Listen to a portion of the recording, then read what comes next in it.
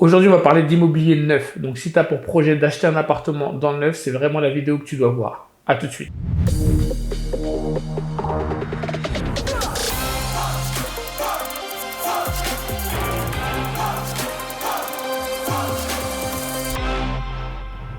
Alors bonjour, moi c'est Lionel d'ML Immobilier et sur cette chaîne, bien sûr, on parle d'immobilier mais pas que. On parle principalement d'opérations de marchand de biens, de grosses plus-values, mais aussi du marché immobilier en général. Donc si notre contenu t'intéresse, n'hésite surtout pas à t'abonner à la chaîne et surtout active la cloche pour voir toutes les notifications de nos nouvelles vidéos.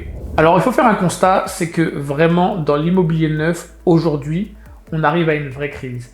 Il y a entre mai 2022 et juin 2023, 35% de crédits en moins qui sont accordés pour des gens qui veulent acheter des biens neufs.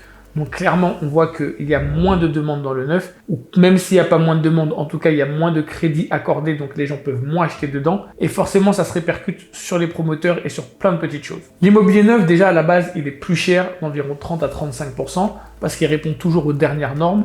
Quand on achète un appartement de 50 mètres carrés dans le neuf, dans certaines villes, on peut le payer, je dis une bêtise, 750 000. Je sais que pour ceux qui sont en province, ils vont dire mais c'est de la folie, mais on peut trouver des biens dans le neuf à ce prix-là. Tandis que dans les mêmes quartiers, vous allez pouvoir trouver des appartements à 500 000. Mettez les prix en fonction de la région où vous habitez. Là, je parle de Paris, mais forcément, dans chaque région, le prix du foncier n'est pas le même, donc faut réajuster. Mais on voit que beaucoup de gens, vu que c'est la crise, se disent est-ce que ça vaut vraiment le coup de surpayer un bien aujourd'hui? Et clairement, la réponse est non. Les foyers ne sont plus prêts à payer autant pour des biens qui sont neufs. Alors on peut tout leur dire pour sauver la planète au niveau écologique, ce sont des logements qui répondent plus aux dernières normes, vous avez des parkings, vous avez ceci, vous avez cela, ce sont des logements moins énergivores. Les gens ne peuvent pas payer. En fait, la vérité, c'est ça. C'est pas une question d'écologie, de pas écologie ou quoi. C'est que les gens ne peuvent pas se les payer. Et de toute manière, même quand ils veulent se les payer, les banques ne leur prêtent pas l'argent. Donc ça fait forcément une crise. Les gens ne peuvent pas les acheter et les promoteurs, eux, avaient investi. Ils avaient acheté du foncier très cher.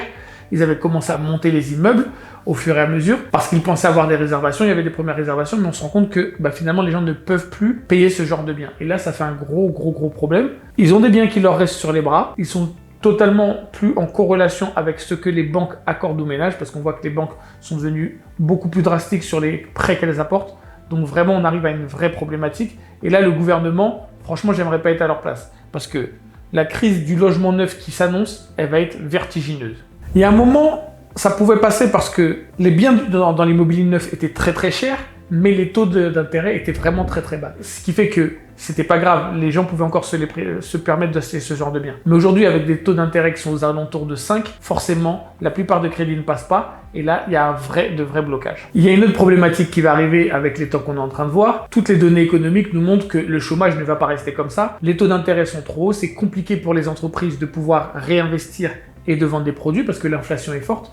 Donc je pense vraiment que le chômage va augmenter dans la prochaine année, en 2024. Et là, ça va être un problème si on a encore du chômage qui augmente parce que ces couples qui vont se retrouver au chômage et qui avaient acheté ce genre de biens très cher, ils vont être obligés encore de les remettre sur le marché. Alors je préviens tout le monde qui pense que je vais dire que oui, ça va être le moment d'acheter. Non, calmez-vous. Les gens qui ont acheté dans cette situation, leur appartement, ils vont pas les mettre à moins 50%.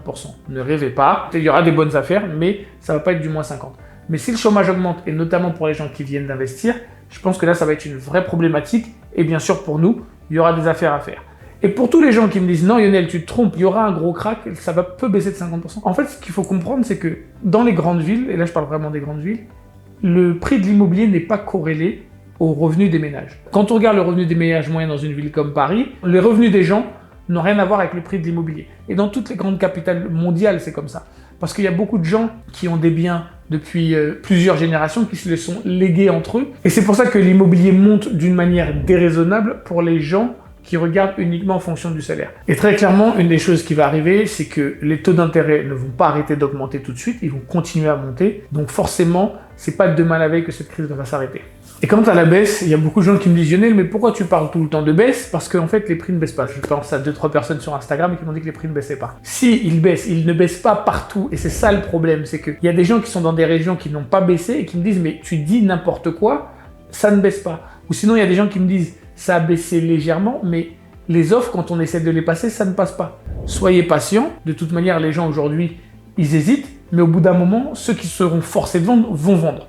Mais bien sûr, comme je le dis, il y aura des affaires dans le neuf à faire parce que pour moi, ça va pas être possible. Il y a des promoteurs qui ont fait des gros programmes, des beaux programmes des fois qui ne se vendent pas et forcément là ils vont être obligés de baisser leur prix et de sacrifier un peu leur marge. Je dis ça, je me trompe peut-être. Si vous êtes promoteur et que vous me dites non, vous n'allez jamais sacrifier vos marges, n'hésitez pas à me le mettre dans les commentaires. Je sais, je vis comme vous, tout augmente. L'essence augmente, l'immobilier augmente, les courses augmentent et le salaire n'augmente pas. Mais ça, c'est pas moi le responsable. Donc, on est tous logés à la même enseigne à ce sujet. Donc, si vous êtes d'accord avec moi, n'hésitez pas à me laisser un commentaire. Et si vous ne l'êtes pas, mettez-moi un commentaire aussi. Et je vous dis à bientôt dans la prochaine vidéo.